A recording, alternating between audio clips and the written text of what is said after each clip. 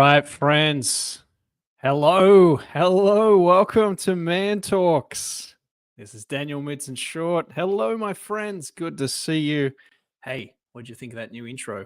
Just whipped it together this week. Thought I'd add something a little bit more fancy, something a bit cooler than we've had in the past. So hope you like that. Hey, we got some new graphics up here. Check this out.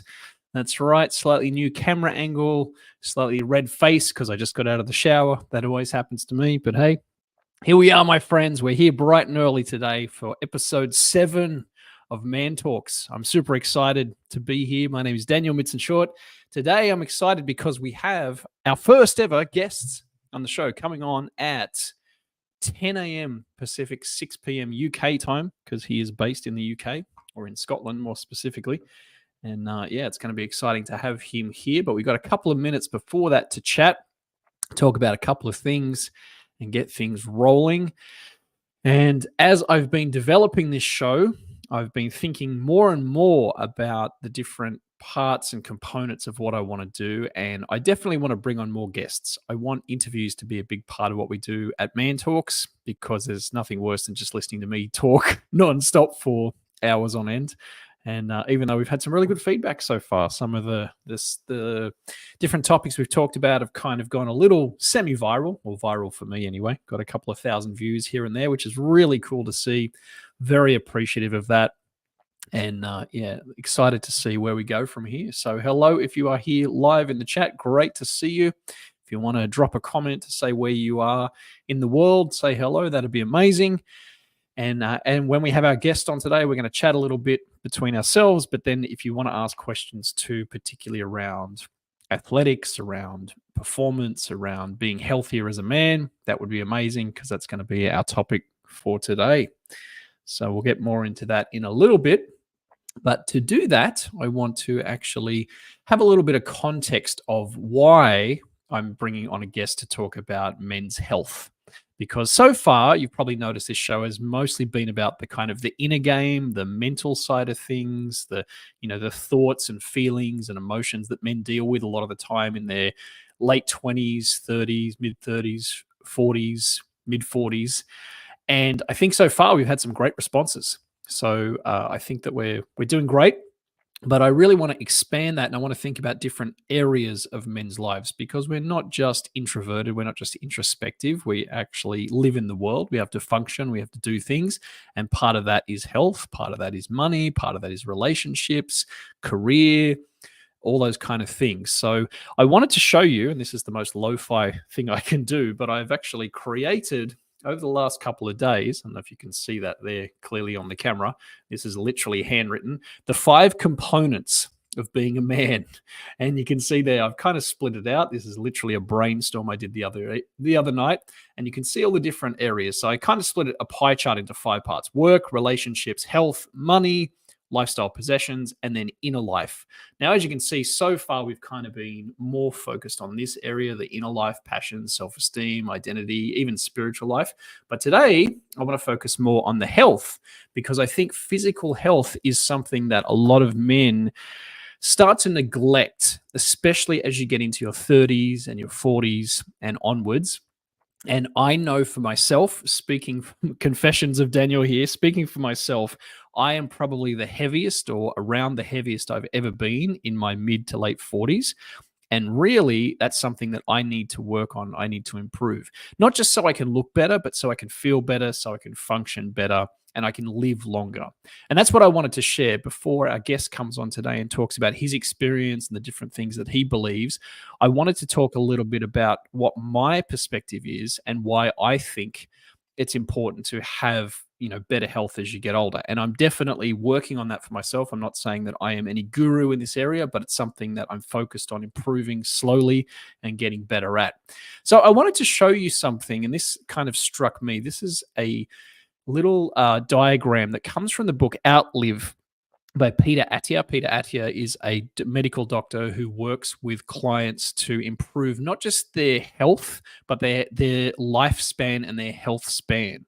And so this was a really significant thing that stood out to me. And this is one of the reasons I'm having our guest on today, is because I think he is a excellent example of this. So, what Peter Attia talks about in the book Outlive is the idea that we have a very long life these days. Life has extended because of modern medicine, because of better nutrition, just because people live more safe lives than they used to. We have a longer lifespan than we've ever had, or life cycle, if you like. But one of the things that's very obvious is that our quality of life, or our ability to function as humans, actually goes down significantly as we move into our later years.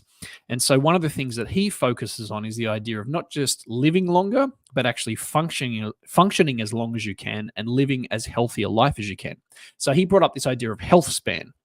And that's kind of the theme of the show today, as well as some other things. But if you look at this chart here, you can see, so from birth, you can see very quickly the quality, or the functionality of our bodies goes up extremely quickly from being a juvenile into being a young adult. And you probably experience that. If you're a man, you probably know exactly what I'm talking about, right? When you're in your teens and your early 20s, you're full of life, you're full of hormones, you're fit, you're healthy, hopefully, and you're able to take on the world. You don't get sick easily, you don't get tired easily, you can function and recover.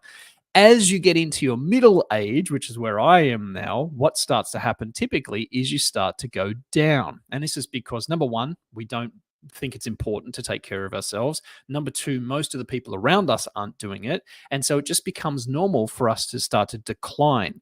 And interestingly, our functionality and our ability to actually perform tasks for ourselves starts to dramatically decline as we go into our senior and aged years.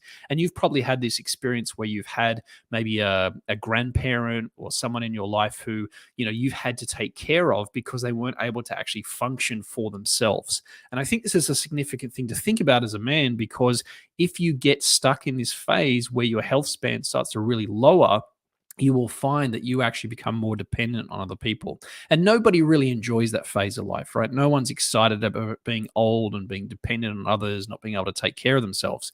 So in the book Outlive, Peter Attia talks about extending your functionality and your ability to have a long health span as well. So you can see here it increases. And the idea is the more effort you put in early in your life, the more you invest in your health and your functionality, the more likely you are to actually be able to function and to live a life that is important to you, to travel, to do the things you want to do, take care of yourself. So this is something that's really come online. I read his book last year, and it's still something I'm working on, but I've really worked a lot more on my flexibility. I've tried to improve my sleep patterns. I'm trying to be more conscious about what I eat, and I'm trying to do more kind of athleticism and just functional physical training. Okay, so one of the things that I fell into, I'm sure you did as a youth as well, is being very focused on aesthetics and looking good. But actually, what he talks about is the idea of functionality just as much as it is about, looking good as a person. So that's kind of the context of why I wanted to have our guest on today. And hopefully, he will expand on this and have his own perspective. But I also wanted to show you something else that's interesting here. If I stop sharing that screen, I'll share this one. This was a study that was done recently by Men's Health, and it's a 35-year study from when they started their magazine. So this was printed last year in 2023. So for 35 years, they kind of looked at the statistics of men and how healthy they are.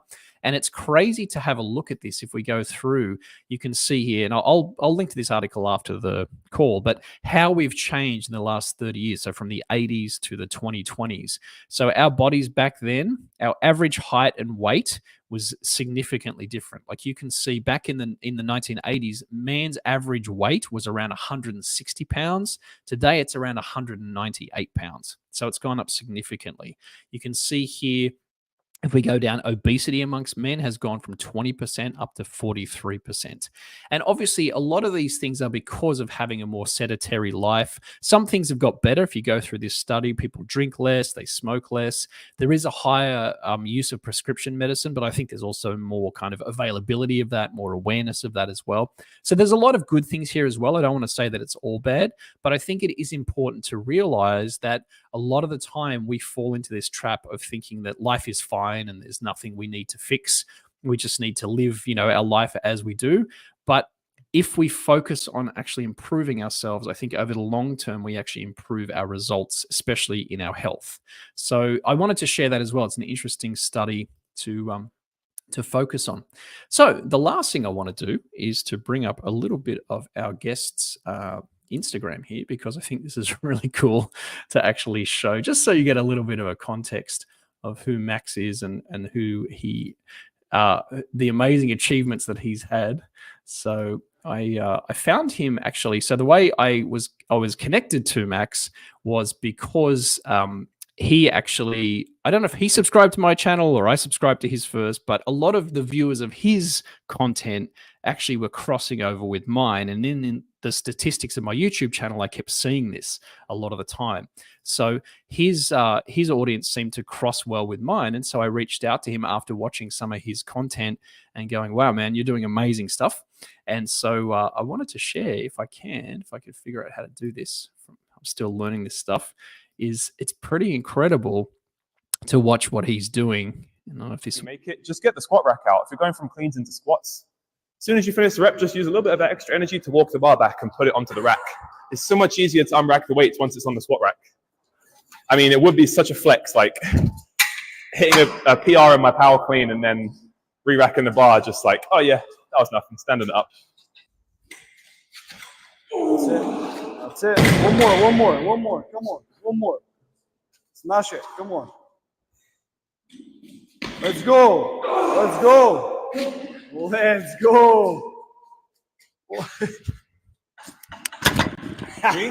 much easier. Let's get it. Let's go. Oh, all right. So there we go. Pretty cool. And here he is, my man. Hey. Hello. That was How a are you doing? fantastic So introduction. I came in midway through. Nice. There you go. I'm feeling incredibly embarrassed to hear such amazing things about myself.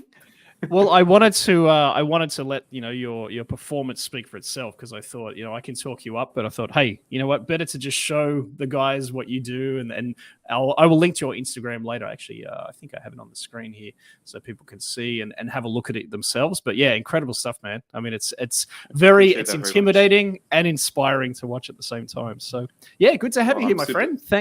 I'm super grateful to be here as well. Thank you for the opportunity for putting me in your podcast. Well, talk. I don't even know what this is called. This is a relatively new thing. We're here for Man Talks. Exactly right. Yeah, no, I'm excited, my friend. So I think there might be a little bit of lag in between us, but we'll make this work. So can you hear me okay, though? You can hear me on your side? Yeah, I can hear you just fine. I mean, you're halfway around the world as well, so exactly. I expect a little bit of it later. Yeah, so just for the viewers at home, people watching, would you mind telling people where you are and a little bit about yourself, and we'll get a bit of context about that? Yes, elevator pitch for me. So my name is Max Kelly G. I am a online strength and conditioning coach, a writer, and also an athlete as well. I consider myself to be an athlete as well as a coach at the same time, because I'm in pursuit of increasing my athletic performance and exploring the realms in which I find most passionate about athleticism, and then also coaching people to do the same, because it's about the things that I'm most passionate about in developing my athleticism have a lot of carryover into developing the general athleticism for all athletes in a variety of different sports. And I also write as well around a bunch of different topics, but I also like to write about topics within strength and conditioning. That's basically my elevator pitch, and I like to post on YouTube and Instagram. Those are my main social media outlets. May branch out in the future, but those are my main ones at the moment.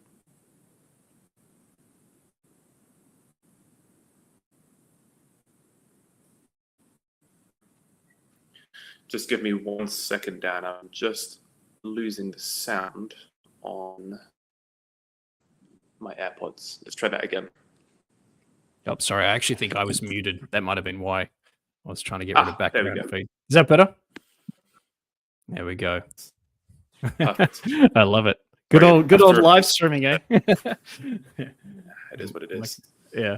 Yeah. So thank you for being here, and I appreciate the time. I know we chatted, I think it was last week, we had a good chat, just the two of us talking about different things that I've I've been learning, like I was talking about health span and the importance of improving yourself, just physically to function better, not just for aesthetics. So I know we talked about a couple of topics here, but the first one I wanted to really get into with you and get your opinion on was this one, which is men's obsession with physique versus fitness or functionality. And I think this is something that all men kind of, I know you had talked about like going through a breakup and getting very obsessed with getting in shape. I know I've done that in the past too. And I think just generally men are very obsessed with physique and the aesthetics versus the functionality. But yeah, what's your take on that? Absolutely. Yeah. I think that it's a very, it's quite strange actually. I actually relate to the term. The obsession with like external appearance is actually quite a feminine thing to do. Like, women are obviously very fussed about appearance, and we seem to think that because we value in women their physical appearance, then women will value in us our physical appearance much the same way. But it's an asymmetrical balance. So it's balanced the other way. So women don't necessarily value the physical traits of a man as much as they do character traits of a man. And that's not to say that you shouldn't ever, physically train yourself and physically develop yourself, but this very like veneer, thin obsession with what's on the outside, the exterior appearance, I think it can create more problems than it solves when you really dive down into the philosophy that leads to that sort of training. Yeah, it's interesting, right? Yeah, I'm curious to dive into that a bit, because I notice when I go to my gym, I'm by far one of the least aesthetic guys there, let's say. But I live in Long Beach, California, so there's a lot of dudes strutting around in very tight shirts and flexing a little bit and doing what they're doing. But they all kind of look like they're in a little bit of pain, like they're just walking around the gym, almost like lumbering around, like they can't walk properly, and there's a lot of grunting and sweating, and I'm like, are you guys actually enjoying your lives? Like, this seems uncomfortable, even though I suppose it looks great. I guess I suppose in the fitness industry we currently have, I don't know if epidemic is the right word. I'm going to say epidemic of striving towards this standard of what male beauty is. It's a very specific image that's been indoctrinated in us over the last few decades. Pop culture, movies, magazines, TV, about what the ideal male physique should look like. And I think that when we try to do that through training, that can, as I said before, create more obstacles. Now, don't get me wrong. I think that the overwhelming majority of people, and especially when they train in the gym, could stand to improve their body composition. Everyone can improve their body composition. When I say improve body composition, generally we're talking decreasing body fat levels, visceral fat especially, because have too much fat around your organs, that's not good. That's not good either. So decreasing body fat and generally increasing lean muscle tissue, not just muscle, but also increasing bone density. All of these magnificent benefits that you get from exercise. But there's only that's only to the point. And I think that this image that we have in modern society of what like the ideal male physique should look like is beyond what would be considered as healthy, in my opinion. I don't think it's healthy to be aiming at 8% body fat and lean and peeled like bodybuilders are on stage. That's definitely not a healthy image, and that is the predominant image that we have as like the holy grail of the fitness industry at the moment. I think that there is a shift that's happening in the fitness industry at the moment, and we are starting to move away from bodybuilding and this sort of narrow pursuit of aesthetics at all costs. We're moving away from that. We're moving towards something more. I guess one of the other topics we're going to discuss today, and something that's a little bit more holistic and not as, I don't want to say dysfunctional, because again, that's a very good term, but moving away from something that's a bit more narrow scope and a bit more holistic and wide scope, where we can encompass composition goals along with a much wider and more fulfilling, satisfying picture of what fitness should look like. Yeah. And do you find most guys that I'm assuming you work with women too, but for most men, do they come to you wanting to just, improve the aesthetics most of the time, or are they coming because they want to have more of that functionality and that athleticism? So that kind of lines up with my career development over the last 5 years. So I've been a personal trainer for more than half a decade now.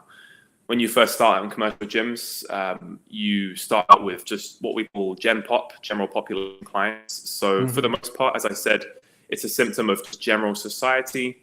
General population clients will have very basic composition goals. They just want to lose a little bit of body fat. They want to increase their muscle mass. The classic word is tone up. Yeah. It doesn't mean anything. It just means those things. So when I first started out in the gym, yes, most of my clients were people who had primary body composition goals, wanting to achieve a certain aesthetic potentially. But, oftentimes that was encompassed within a few other goals, like wanting to maybe move better, wanting to feel better within their bodies, maybe some more intangible things that we couldn't measure specifically, like I want to feel better about myself, I want to have more confidence. For some people, that is losing a few percentages of body fat and increasingly muscle mass by a few kilograms.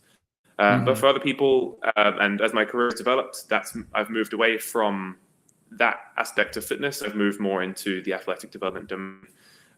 Some people might say, some people may call that functional fitness. I would prefer to call it just like human physical athletic development, human performance, I guess you could say. I like that, human performance. Yeah, that's cool. I wanted to actually, I meant to share this with you. I don't know if this will work with both of us on the screen, but I wanted to share with you about a year or so ago, I met one of my kind of fitness idols. This guy's name's Ryan Terry. He's in the UK. I don't know if you know of him. I don't know if you know this guy. He just won the men's physique Mr. Olympia for the second year. He incredibly humble guy. I actually started following him randomly because he was friends with Conor McGregor's trainer on Instagram, and I ended up following him. Anyway, as you can see, like very, very very focused on aesthetics and that kind of stuff. Obviously, he takes a lot of things that help him to expand. But it was interesting meeting him in person. He was in Venice Beach, and I thought, what, I'm going to go for the day, and they were doing workouts and all this kind of stuff. But again, like with him, like he was exhausted the whole time. He's walking around carrying all this extra weight, and he said to me, this is not fun. I mean, people are like, want to take photos with me constantly. I'm walking around and you can see the difference. Like I'm, me next to him, I look terrible, but I was probably in better functional shape in a lot of ways than he was. And it was a real eye-opening moment just spending a bit of time with him, even though this is, for him, he's the ideal, right? It was crazy. So yeah, I just thought that was an interesting kind of parallel to bring to it. Yeah, absolutely. Yeah, that really that rings true. And it's like the narrow pursuit of just a singular domain in fitness. If you at the expense of everything else, there's obviously going to be costs. Yes. And I think to be fair to a lot of bodybuilders and aesthetic athletes, people who do just train for aesthetics, they're not under any illusion that they're doing like the optimal form of fitness. They're very aware of what they're doing and the fact that it's purely for aesthetics. That's the thing. They're very humble people, and it's not. What I'm not trying to say here is that bodybuilders are bad. No. Anyone who pursues a physical discipline to a level where they have to master it, they're all. Generally, the higher level you get, the more humble they are, because they've realized repeatedly, having worked and beaten their craft over decades and decades and years and years, that they have to keep on improving and having this long-term development over time. But I think that just in terms of just the sport itself, bodybuilding sport itself, we often hear of these cases of bodybuilders dying very young from the substance misuse. You said that this guy you met was likely sauced up to the gills, as we say. Of course, yeah. And it's something that just goes part and parcel with the sport. That's not to say that they don't use drugs in sports, but I think that the prevalence of it and the health of the athletes in general is much less of a concern, in my opinion. Yeah.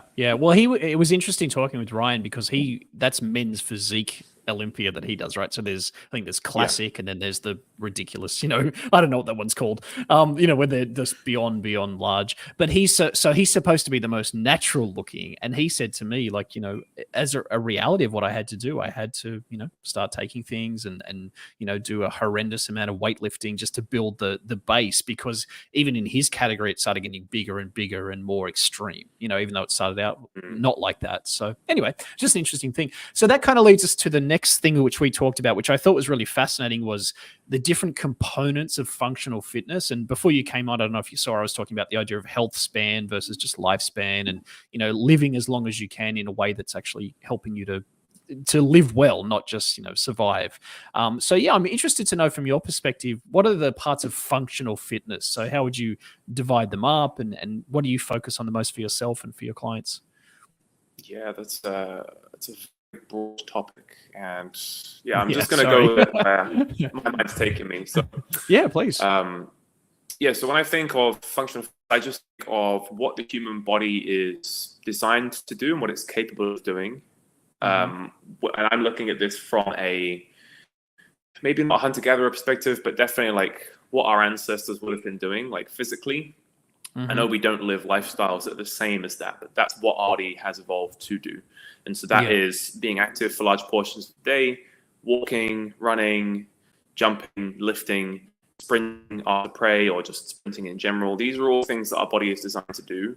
And obviously form should meet function. Obviously, in our modern society, we don't do a lot of those things. But I think that there's a lot to be gained in terms of just longevity and long-term health outcomes for your human body, mind, spirit, soul, whatever you want to call it, in training in ways that I guess you could would be like similar to how our ancestors would have moved and trained. Right. Yeah. To an extent, like there's certain movement patterns that you say is very unanimous and ubiquitous amongst our ancestors, like sprinting, jumping, lifting with a barbell and weights. You could say like, well, I never had heavy weights to lift. But resistance training is, a more general term, and moving objects against a resistance, like a heavy rock. That's something we've been able to do since the dawn of time. And I guess you could say that my specialty and how I would train my clients and what the areas I would focus on within functional fitness all centers around this idea of athleticism. So athleticism encompasses many different qualities. So it encompasses speed. It's a really broad umbrella term. It encompasses speed, it encompasses strength, it encompasses power, mobility, agility, balance, coordination, skill acquisition, all of these things that when you focus on things as a whole, you can encompass many of these other different things. And oftentimes what you'll find is that it's actually a little bit counterintuitive. The most attractive physique that people find are the people that aren't trying to look a certain way.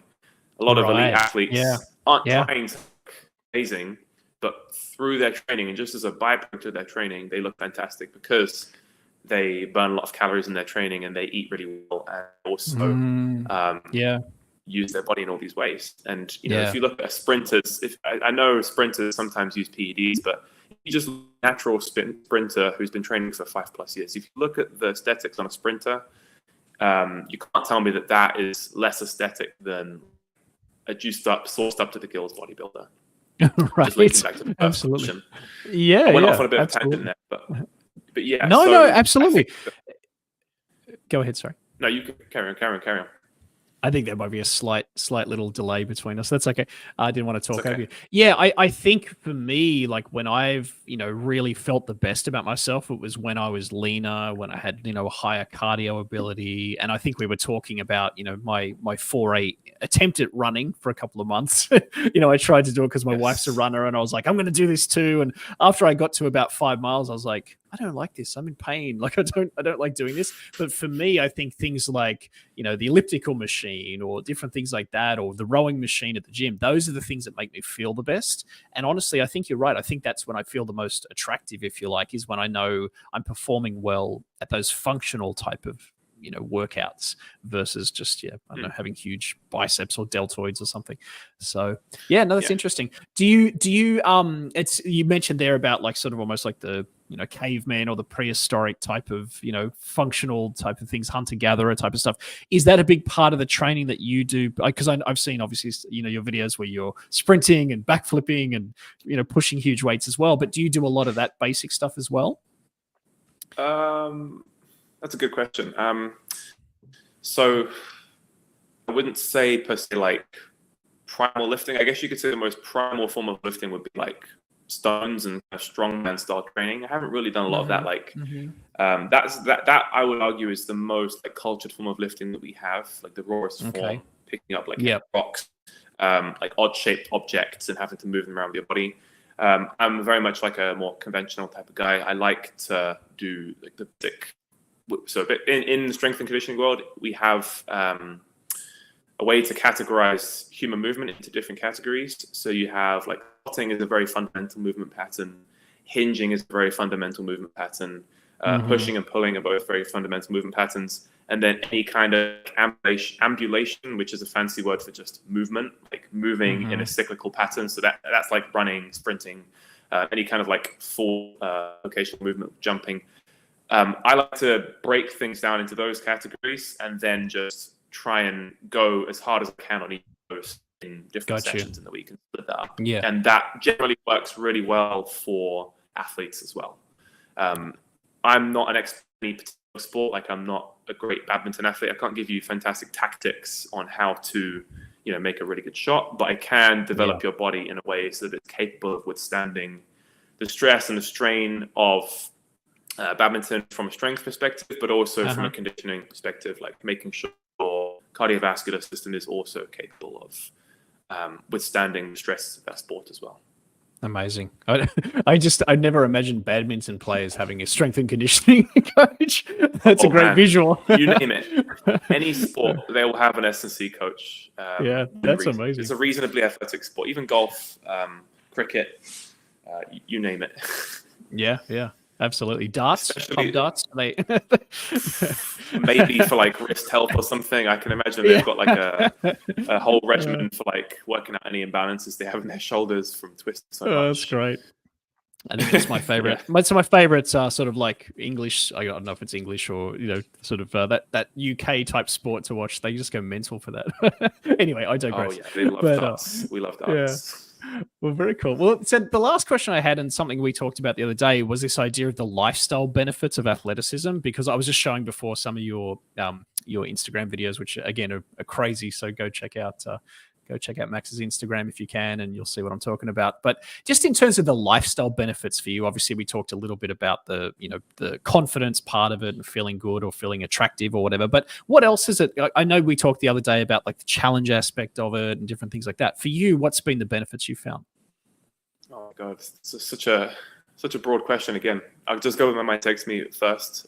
Yeah, please. I guess I like to break down the benefits of it into physical, mental, social, I guess you could even say spiritual to a certain extent as well. I largely consider my pursuit of athleticism as not only like a physical pursuit, it's a spiritual pursuit as well for me as well. Yep. So physical benefits, obviously, when you train a very pure form of general athleticism, you become a generally better athlete, which means that I would argue you become physically healthier as well, because we're encompassing all of this vast litany of qualities that make up the human body. You're hitting all of them. So physically, you get a lot of that. Mentally, it's very rewarding because you're practicing something that's hard. It's very difficult, especially with all of these skills, like Olympic weightlifting, practicing a trick until you do it in a very specific way and you do it right. It's very difficult to do these things right first time. So it requires like a long-term process-oriented mindset where the outcome isn't the goal, the process is the goal. The actual doing the thing is the reward in and of itself. So I like that.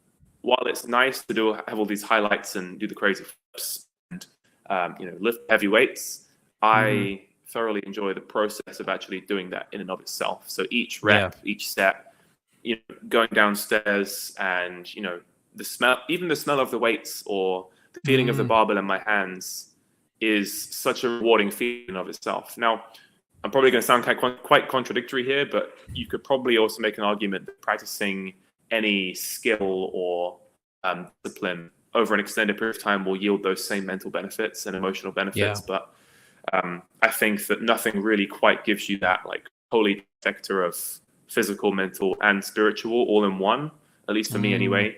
And this is what I hope to inspire other people to do, is that pursuit of athleticism really gives you that nice, holistic, well-rounded balance when you really that's so cool. pursue it. Yeah, it's so interesting, man, because like following you and seeing your videos every couple of days, what I love about them is just the joy of what you're doing. Like I can see the joy in your face when you're, jumping up really high, or even that video we showed before of you, lifting that huge weight. And maybe there's a bit of the machismo bravado in there too, for sure. But it's yeah, but it's fun, and I think especially as men in our 30s and 40s, I can speak for myself at least, that's something we lose. I don't just go, out with my buddies and be like, dude, watch this, and like jump, 6 feet in the air or whatever. I don't do that stuff, So it's pretty cool. And I think as kids, we do that a lot. You're running around, you're jumping, you're doing backflips, whatever.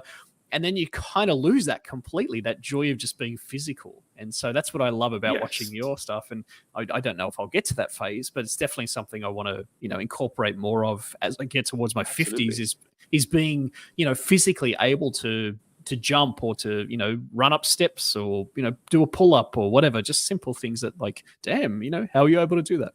So I think that's really, really cool. That's one of the most magnificent things about human body is its ability to adapt to stimulus that you apply. So you have adaptations to the demands that you put on your body. So as long as those demands your body can adapt to, you can more or less get your body to do such a wide variety of different things. And I'm a very big fan of the phrase use or lose. So the reason why a lot of people lose that ability to jump is just because they stop doing it. They stop doing it after they leave the playground. It's not considered socially acceptable to be jumping out on the street because you get looked at like a weirdo. But parkour is a thing. People like to do parkour. The whole movement is basically people saying, "No, I can jump and run on buildings and do whatever I want." Absolutely. And I would really, really want to empower people to just go and do something physically hard and athletic with your body at least once or twice a week, moving fast, moving powerfully, moving explosively. And I can guarantee you every other aspect of your like lifestyle will reap the benefits of that. Yeah, 100%. definitely. Yeah, I've definitely noticed that, like, sounds silly, but like carrying groceries upstairs or things like that. Are you like, oh, wow, this is a lot easier than it used to be? Or, that kind of stuff that you don't think about that is a struggle until it's not anymore. You're not noticing it.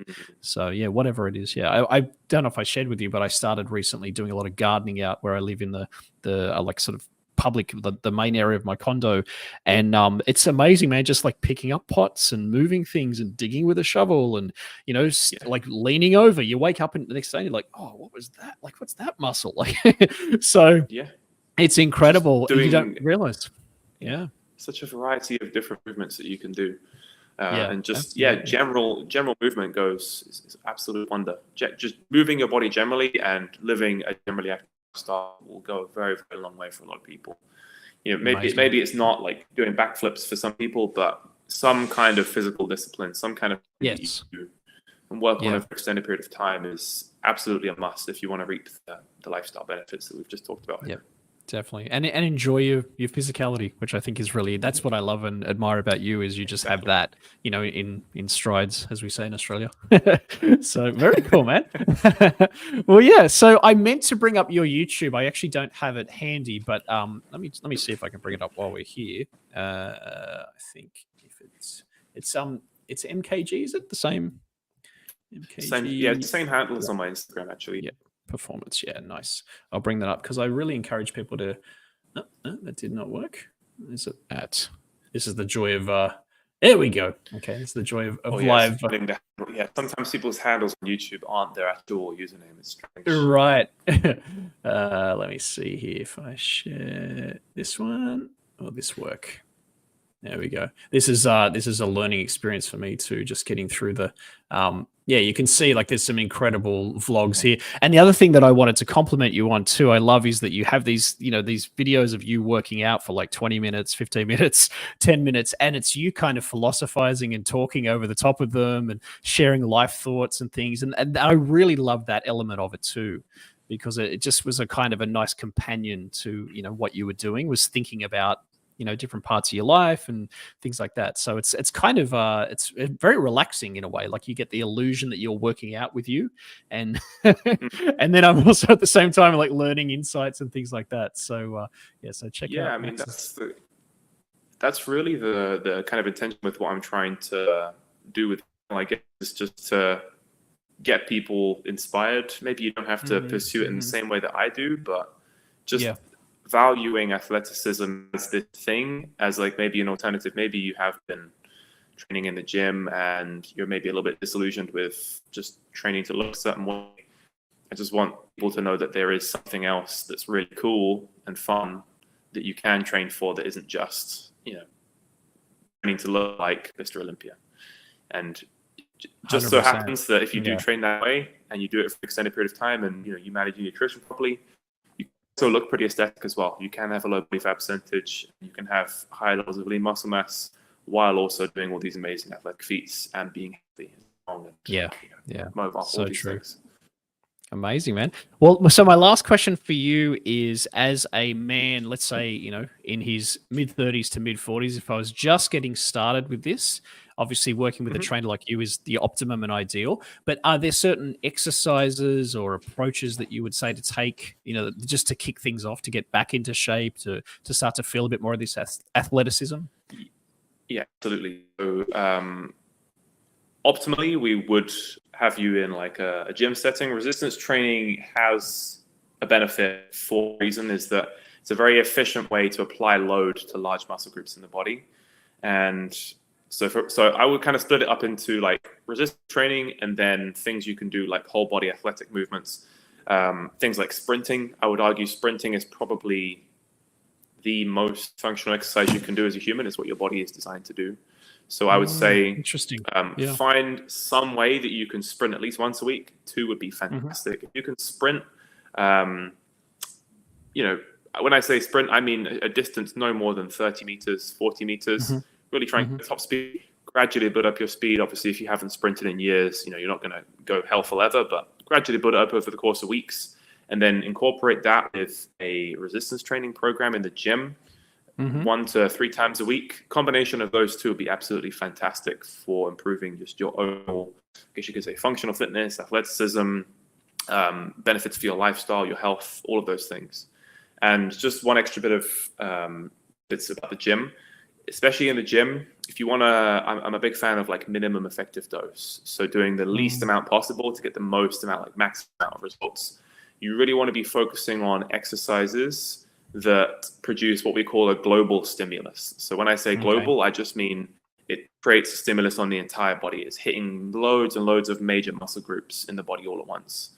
So we're talking about heavy compound movements, like I said, for a squat, a hinge, a push, and a pull, some kind of like heavy carrying maybe. All of these movements, they're very conducive to loading with more weight over time. And as you load more weight over time, it just means that your whole body is receiving that stimulus and it's going to get the adaptation over time as well. Yeah, makes sense. Yeah. Yeah, because again, it's the lift. Functional aspect. Sprint and lift. Okay, makes sense. All right, I'll put it on my agenda. Yes. I legitimately can't remember the last time I sprinted somewhere. I'll have to go and do it. I'll do it today. I'll go out in the park and go for a sprint. It's such a liberating feeling as well. It's a fantastic feeling. Yeah, I used to actually love it in high school. I used to do a little bit of sprinting, not competitively, but on the practice track. And yeah, well, you're right, it was fun. Yeah, and I think that's the core of it, right? Yeah, do something that's fun, that actually feels good to you. So, well, very cool, my man. Well, thank you so much for coming on. I appreciate all your insights. And again, kudos to you for kind of spearheading this movement of athleticism and the functionality of not versus physique, and I'm sure you've helped a lot of people already, but I'm excited to see what you do in the future. So if people do want to contact you, obviously they can check out your Instagram. I got your handle there, or your YouTube. You do have training programs too, right, that you work with people on individually? Yes. Yeah, if you follow the link in the description on my Instagram, if you follow the link in bio, I have my one main program there. That is delivered through the Train Heroic app. So that's like a full access program. Really is aimed at like just developing high-level athleticism for like recreational athletes, people who already have maybe a bit more of a background in sports. I definitely wouldn't recommend that program for beginners, but if you do want to reach out, Instagram DMs are the way to go. Perfect. All right, sir. Well, appreciate it. Well, hey, thanks for being our very first guest on Man Talks. I hope I was trying to like move the screen and have screen sharing and Make stuff. it dynamic. I'm still learning this stuff while I'm interviewing, and I hope it was valuable for those who are watching here. Again, I would recommend checking out Max's YouTube and Instagram. I love the mix of commentary and working out and pretty amazing feats. So thank you, sir. Yeah. Appreciate the time, and I'm sure we'll stay in contact. Yes. And you've inspired me to. I'm going to sprint out of here and go and get to work. Good man. All right. Thank you so much for the opportunity. All right, buddy. Well, thank you, buddy. And thank you to everyone who's watching. We'll be back, I think, Friday this week. So if you're around, I look forward to seeing you then. And Max, hopefully we'll have you as a guest in the future again. Absolutely. Looking forward to it, man. Thanks, buddy. Thanks, everyone. See you soon. Bye, guys.